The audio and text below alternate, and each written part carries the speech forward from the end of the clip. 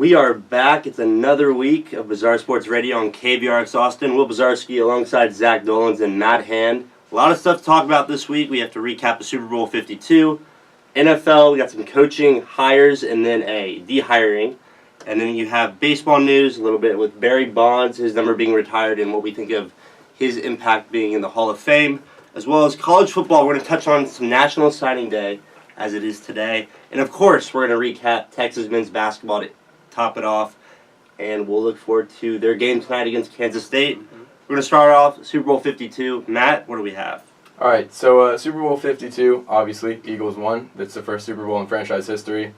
I just have to ask, so what do you guys think about the chaos that went on in Philly after the game? I think that it is rightfully so. They should be celebrating.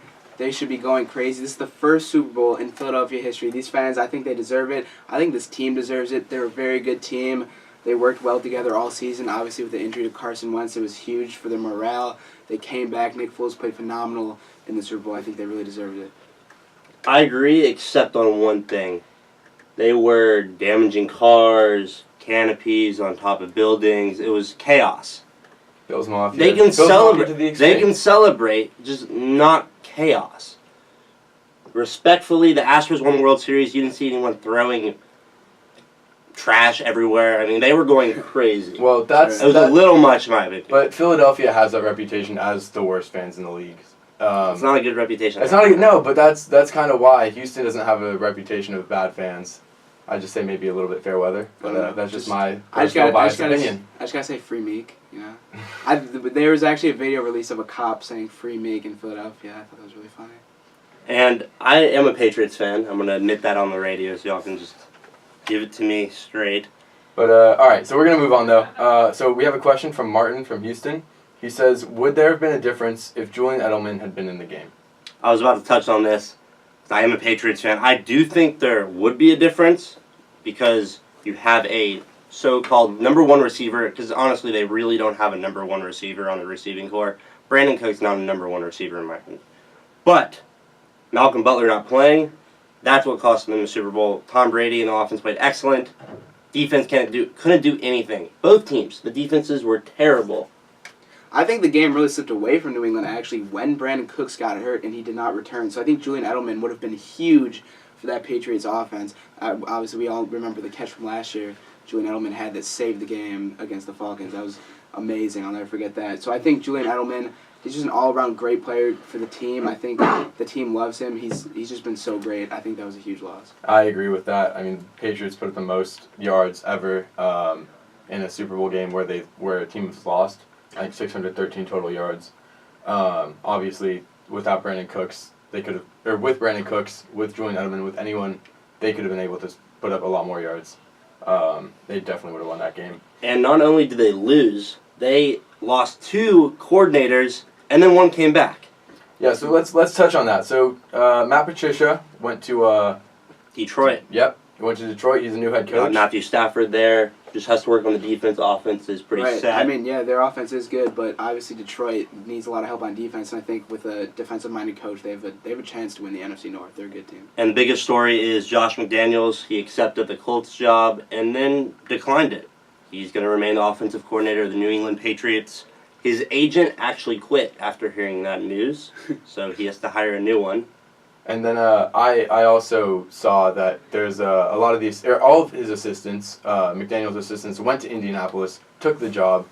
McDaniels told him he was going to take the job, and then all of a sudden just stopped. And all of his assistants are now signed with Indianapolis, and they're kind of stuck there. So it's a very, very snake-like move. If there's any way to describe it by McDaniels. Yeah. There's only one reason why he stayed with New England. Because Belichick's going to be out soon when Tom Brady leaves. He's going to take over as head coach. Why would you not go to Indianapolis? You have Andrew Luck. All you have to do is draft some offensive line. The defense isn't terrible, but you have a young quarterback who is one of the best in the leagues. There's something behind it. Like you said, there's something fishy. But you also have to look at this. There's only one assistant coach that is under Belichick who has gone on to become a head coach that has a winning record in the NFL. That's Al Groh, went 9-7 in 2000. With the New York Jets. Bill O'Brien's the current head coach. He's 31-33. I will say, though, in the college football, he's had some good successes for his assistants. You had Nick Saban as one of them, who you know for sure. Like you said, Belichick's assistants went on to not have great careers as head coaches elsewhere, but none of those coaches went on to coach the Patriots. And Right. like you said, if McDaniel stays long enough, he could see himself as the future head coach of the New England Patriots, one of the greatest dynasties in NFL history. And I mean, I don't know why you wouldn't want to be the head coach of the Patriots. Exactly. And with that, we're going to stay in that area of the country. Moving on to some Knicks news. Yeah, so Kristaps Porzingis suffers a torn ACL against Milwaukee. So there was an MRI last night after the game, confirmed the news. If you guys want to Big elaborate fantasy on blow. this. Big fantasy blow. Well, I mean, Kristaps Porzingis is easily the biggest part of the New York Knicks team. He's the heart and soul of that team, averaging 23 points a game and just about 7 rebounds. He's everything. And I actually thought this was really funny. On Monday, the day before Kristaps tore his ACL, Willie Hernangomez, who was the backup for Kristaps Porzingis, he went to the Knicks front office and he requested a trade because he felt that he wasn't getting enough minutes and wasn't having a big enough role on the team. Literally the next night, Kristaps Porzingis goes down with this season-ending injury. Everyone thinks this is great for Hernangomez. He's going to get the starting spot for the Knicks. Today, this morning, Hernangomez wakes up to find out that he was traded to the Hornets. So after all of that, the Knicks are training him anyways. Sounds like karma to me. Yeah, I thought that was funny. Cavaliers, Yep. not looking so good. Not at all. 21-point lead to Louisville. Orlando Magic 116-98. What is going on in Cleveland? They're having a lot of problems right now. There's adversity, and Isaiah Thomas said it best. He said, when adversity hits, we've gone our separate ways, and I think that's terrible. That's not the team chemistry that you want, especially in a team that has so much talent and so much potential to be the best team in the East. You hate to see them just falling apart and not working well together. With that, we're going to move on to some baseball news. Friendly reminder for all the baseball fans here, pitchers and catchers report in just 6 days. Very exciting. About to kick off the baseball season once again. But let's be real, the biggest news out of baseball right now, we can talk about Barry Bonds, but you look at it, the Marlins have shipped Giancarlo Stanton, Marcell Ozuna, D. Gordon, Christian Yelich since Derek Jeter took over. Yeah, they're getting rid of everyone. Worst, hold on, that's not even the worst. They just fired the man who played Billy the Marlin. No, you fire your mascot? Can't get rid of a mascot. Out of anyone, I don't care who you trade, you got to keep that mascot. That's the biggest part of this team. We got Orbit in Houston. Who's going to fire the guy who plays Orbit? No, He's you can't. exceptional. But yeah, we're gonna move on from with some real news now. Hey, that was real. That was real. He did get fired. So. Yeah, no, he did get fired, but some important news. Again, important. Russell Wilson, Seahawks quarterback, belonged to the Texas Rangers organization. He was just traded to the Seattle Seahawks. To the New York Yankees for future considerations.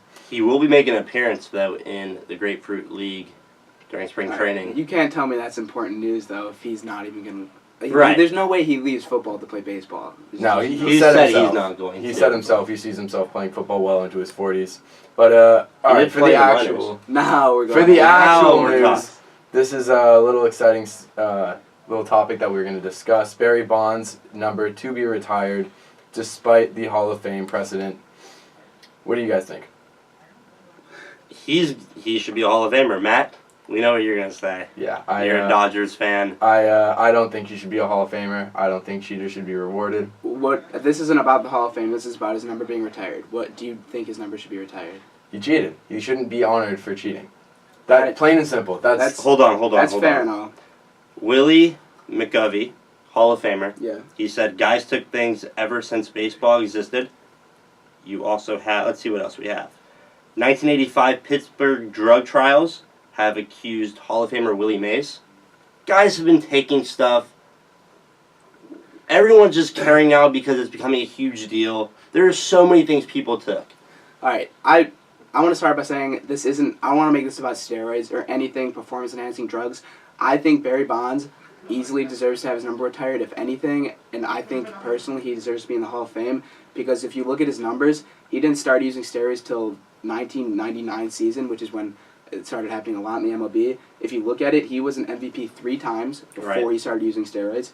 He was a 8-time MVP before he started using, or 8-time All-Star, before he started using steroids. He was a 8-time Golden Glover before he started using steroids. It's only in 1999 that he started using steroids, and you look at why. Why would someone who is this good, why does he need to use steroids? Well, then you look at a guy named Mark McGwire. He wasn't very good. He had, in the year 1997, he had 24 home runs. That's not very good. Like, players do that all the time now, hit 24 home runs in the season. The very next season, he led the MLB and set a record with 70 home runs in one season. That doesn't happen unless you're on steroids, and later found out that he was on steroids. Barry Bonds, he didn't like that. He didn't like that someone was actually better than him. And, I mean, Mark McGwire didn't even win MVP that year. Sammy Sosa did, another guy who was on steroids. But Barry Bonds, he then went the next year, hit 72 home runs in a season, 73, my bad, and broke the record again. And it was just a back and forth of guys using steroids to get better and better. And I don't think that's going to tarnish his career because of what he was doing and why he was doing it. And I think because of how good he was before, obviously he won 4 MVPs after using steroids. And there's even one point that it was in the playoffs. It was the bottom of the 9th inning. The Giants were at bat. The bases were loaded, and they were down by 2 runs. Yep. I know. And the pitcher intentionally walked Barry Bonds to get the runner home just so that he could face the next guy. He made it a 1-run game with the bases loaded just so he wouldn't have to face Barry Bonds, and then he got the next guy out. Barry Bonds is the most feared player in baseball history. You can't tell me a guy like that. He's a great player, but it doesn't take away the fact that he cheated. That's my whole issue, is that if you cheat, you don't deserve to be rewarded. You don't deserve to be honored, because all of his facts, or all of his stats, before, he was a great player, don't get me wrong, but that doesn't change the fact that he still cheated, and that he's still, I don't think he would have had the home run record had he not used steroids. Sure, we can argue that, but before 2005, they didn't even test for steroids. So if you look at everyone in Cooperstown, how many of them have failed a drug test? Zero, because they didn't test for it. I guarantee you. Apparently, I mean, it was as common as chewing tobacco, let's be real. All these guys did something. There's no way these guys stayed healthy for 20 years. No, they had to take something. Baseball players took stuff. They took steroids. They did all this stuff to enhance their performance. That doesn't change the fact that it's right. It doesn't matter if it's right. No, it's not right. Do you know what I would say about that, though? But everyone's been doing it. It made the game more entertaining. It sold tickets. It got people to come to the stadium. People wanted to watch him because of how good he was. So are you saying we should encourage cheating? I'm not saying we should encourage cheating, no. Okay, we're not a fan of cheating here at Bazar Sports Radio. I'm saying that he changed the game of baseball. Oh, 100%. I think it was for the better. He did change the game of baseball. Don't think his number should be retired. I'm going to stand by that. I don't think Barry Bonds or any Giants player should deserve any honors or any awards. Any Giants fans? Any Giants fans, Giants players, anything. All right. Hey, San Francisco. You're not biased at all, though. No, not at all. Not at all. Not at all. All right, with that, we're going to move on to Matt's 5, which will be perfect because Jake Browning will be graduated in the NFL by then. Yeah, and then I kind of like that he's going to Washington for both. It works out for both well for Washington and for Georgia. Easton was obviously, you just said he was the National Player of the Year in 2015, top ranked quarterback. Yeah, he was he's a great quarterback. Obviously, he was sidelined with an injury. Georgia's not going to be able to have spot for both him and Jake Fromm because they're just both incredible. So it kind of works out. Jake Fromm proved himself. Yeah, he did. Yeah, almost won the national championship. So it's going to work out. Washington's a great program. I think we could definitely see both Georgia and Washington in the college football playoffs next year. I'm excited to see Easton, or not next year, but the year after that. Right. Easton can't play, but I'm excited. Browning's a good quarterback. Yeah, don't count him out. Washington's a good football team. They're turning that program around. Yeah, I'm excited to see what's going to happen. Everything in the Pac-12 is looking pretty good right now. We'll move on to, like we said, it's National Signing Day. It's pretty hilarious. Yeah, we have a really funny story coming out of Florida.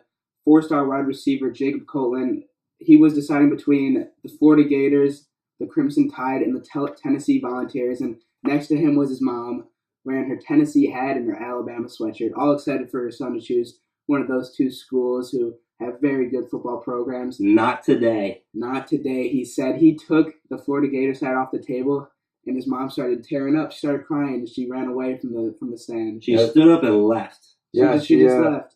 It did not look good for him, for his mom. She did not look happy. He did not look happy. But Copeland tweeted about 30 minutes ago. He said, quote, "What my mama did today was hilarious," crying, laughing emoji. "If you knew her personally, that's her job. Put on a show." I think he's trying to cover for what his mom did.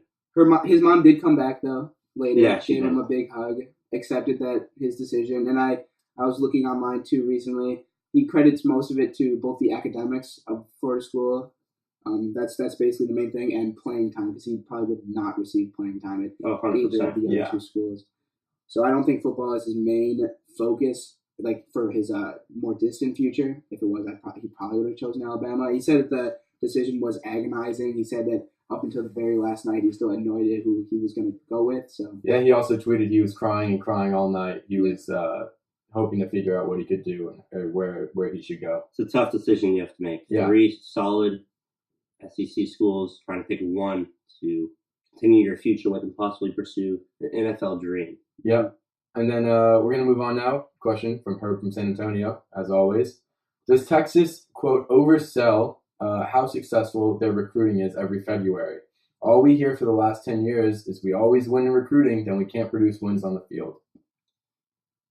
Okay, so you said 10 years. I'm going to stick it to about 5 years because before that, they were pretty solid. We're going to go back to 2013. Mac Brown, 8-5 that year, tied second. We lost in the Alamo Bowl.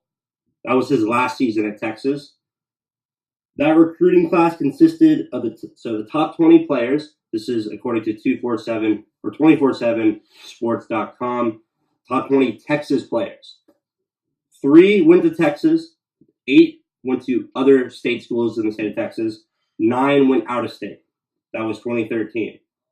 The year they won they lost in the national championship, that was 2010. They got a recruiting class with 10 guys went to Texas, 4 went to some other schools in the state of Texas, and then 6 went out of state. That key number is 10. That's what you want to see. You want to see at least half of the top 20 in Texas come to play at the University of Texas. Yeah, no better place for high school football than Texas. So. But here's the problem. You look at 2013, like I said, 3 commit to Texas. The following year, you had 4. That was 2014. 2015, you had 6, starting to climb. Next year in 2016, you get 7. So you think you're running well. 2017, 0. That's a problem. It's a huge problem. When people will say, well, we had high hopes for this season. If you're not getting the top guys in your state, you're not going to succeed. And I think most of that what we thought we were going to be so good was credited to Tom Herman being right. coach. But you got to look at the players. Mm-hmm. But 2018, today, 10. Like I said, you want 50%. We got 10. 6 went to other Texas schools. Texas A&M was one of the hot ones. 4 out of state. You want that 50%. Because when you get 50% and you can continue doing that, you're getting the top players in your state. More guys are going to want to come. That means 3-star recruits are going to want to come. Because some of these 3-star recruits, J.J. Watt was a 3-star recruit. Look at him now. Some of these 3-star recruits are guys that are exceptional. And they fly under the radar. You have no idea who they are, and they shock you. And they want to play for those teams who go for the in-state guys. Tom Herman's biggest point that he made when he came to Texas, he wanted to get the in-state guys. Just like I said, all these stats point to it. You have to get the in-state guys. Because you do, like in 2010, you go to the national championship. Alabama, however, they can go out of state because Nick Saban's incredible recruiter out of state. But Texas football, Texas high school football, and that religion, as people say, the Friday night spotlight, that's what's so big about Texas football. These guys play under that spotlight, and you have to get the guys who can play under DKR's lights. I agree with that. I'm very excited for next season. Obviously, it's Tom Herman's first year in the program. Maybe he's kind of settling in. We had games that we should have won. We kind of blew a couple of games. But, I'm really excited now to see what we can do with a great recruiting class. Right, you got top 5 recruiting class. We got 2 promising young quarterbacks. Yeah, we look good. We got another punter. We did get another punter. Australian punter. That's the biggest news. We love Australians. Love Australian punters. But, we're going to move on now. College basketball. Starting out with Kentucky. They suffered their 7th loss of the season. They lost to number 15, Tennessee, 61-59. You know who coaches at Tennessee? Rick Barnes, former UT coach before Shaka Smart. Interesting. But Kentucky's not looking that good this season. There was high hopes for them coming in, obviously. John Calipari's job on the line? Possibly. But I think not. moving on Yeah, to probably not. the most important stories from this weekend. Texas upsets number 12 Oklahoma 79-74. You could say the biggest point of our weekend. No, Because everyone's okay, everyone's, well, no matter where. everyone's right. Yeah, that was an impressive performance. Huge statement after that heartbreaker in Lubbock. Matt Coleman stepped up big time. 22 points, career high for him. He's got a promising career here at UT. Mo Bamba, another impressive performance. He's one rebound away from another double-double in that game. I have to ask, just real quick, after this game against Oklahoma, coming back and really stepping up and coming out hard after such a terrible loss against Tech, do you think that shows potential for UT in the tournament? Because after this win at Oklahoma, I feel confident about us making the tournament now. We discussed it last week. I feel like we can beat anyone right now. For some reason, every game we've played against one of the top teams in the country, excluding West Virginia because that was a terrible game to watch, we show up. Showed up against Duke, we blew it at the end. It happens. They're overall better team. They have top players. They come back. That's what they do. Gonzaga, same thing. Texas Tech, we beat them at home. We lost to them away. I mean, you're competing against the top teams in the country. The Big 12 it's a great conference. We talked about it. We think it's the number one conference. I'm going back to Tech though. We also blew that game. That Colin missed Well, of course, throws right? No, we blew the game. We have blown the game. Yeah. If we continue to play like we did against Oklahoma, and I think we were down like 8 points at one point, and there was 5 minutes to go. We came back. We need to overcome that adversity. Come back from that. We are strong. If we can do that, we are a stronger team. We can compete in the tournament, like you said. Mm-hmm. The Big 12 tournament's going to say a lot, especially the last games of this season, but especially the Big 12 tournament run. They can have a deep run, improve themselves against, like I said, the top teams. Yep. You'll see them doing pretty well in the tournament. What do we think, though, about, so obviously Texas big win over Oklahoma, but does it make it look not as good when Oklahoma then goes back home 2 days later and loses to West Virginia, who was at the time a lower-ranked team than them? So here's the thing. In order for Oklahoma to win, Trey Mason has to go off. Trey Young. I'm sorry. I was thinking football. Trey Young has to go off. I'm very into the football movie. Yeah. We love those Australian punters, yeah. Mm-hmm. That's their key. If he shoots threes from 30 feet back or 50 feet back, however far he can shoot, it's unbelievable. They're going to win. Oh, yeah. But if he can't, they're an average team, but with him, they're great. Mm-hmm. You need one exceptional player in college and other good players, and you'll be a good team.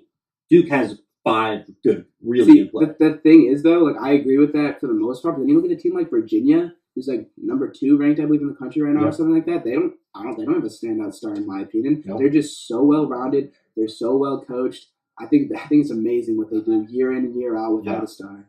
Oh, that's okay. So that's Virginia, but in this conference, especially in the Big 12, you get one one star. And Mo Bamba is a huge part of our team right now. Yeah, he just broke the previous block record, which was 92 for a single season, set by Chris Owens in 2001. We still have broke that with 7 blocks against Tech. Right, we have a while to go to the end of the season. Yeah. Oh yeah. Still have 8 more games. And we actually have a game tonight. But before we mention that, we have some good news. Andrew Jones is making progress on his recovery. Yeah, we send out our best wishes to him and his full and speedy recovery. Yeah.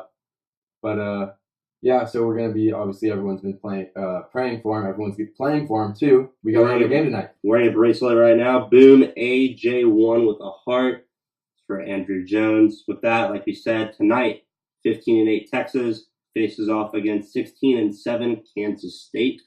So both teams are 5-5 in Big 12 play. But the good news is for us, Kansas State's coming off 2 consecutive losses. At West Virginia, they lost 89-51, blown out like we did. Yep. And against Kansas at home, they lost 70-56. We competed with Kansas. This should be high hopes for us. We need to beat, like I said, I think I said it last week. In order for us to make the tournament, we need to finish with above 500 record in the Big 12. Beating Kansas State twice would do the job. And this is what I'm going to say about this game tonight. I think that only one of these two teams, Texas and Kansas State, I think only one of them is going to make the tournament come March. So I think these are obviously we have two games against them still, and I think they are two of the biggest games that we have on the schedule. Yeah, they might not be ranked right now, but they are. These games are probably the most important for us. Obviously, if we get wins over ranked teams like we did against Oklahoma, that's big. It's a big statement game. Huge statement. That's what we need. But we really, really need to win the easy games because we can't. We can lose to Tech. We can afford a loss like that. We should have won, but we can still afford it. They're a good team. We beat them once already. But it's these games against Kansas State, these teams that are competing with Texas to get a spot in the tournament. You really got to capitalize on these wins. Also, what shows a lot of promise is last year, I'm pretty sure they had 0 road wins. They're winning on the road, and that's what you want to see. You can win on the road, tournament's nothing. It's because it's a neutral site. Yeah. They played well. They beat Butler on the road, or a neutral site game. You play well on the road, that's going to help your chances making the tournament and doing well in the tournament as well. Yep. With that, we're going to end our show. And we want to make sure you check out our website, BazarSportsRadio.com. You can submit a question, watch previous shows, or look how good Zach, Matt, and I look in our profile pictures. Again, BazarSportsRadio.com. Will, Matt, and Zach, we will see you next week. Come on, hook 'em horns.